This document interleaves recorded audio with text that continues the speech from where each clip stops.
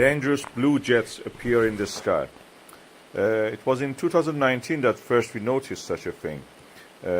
International Space Station, or Zarya as it is called in Russian, the main part of it is Russian anyway, observed strange jets appearing like lightning, a blue ray, upward from the earth clouds toward the sky. And you see the video here actually, and you saw also still images about that. We have tried to understand what was going on. It was reported in the past such blue jets, but we couldn't really confirm them.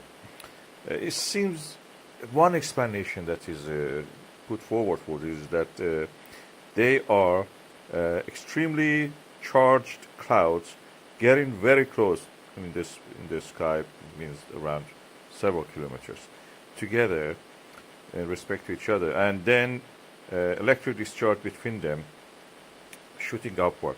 Why it go upward, we don't know. The height of this is very high, of course, 16 kilometers.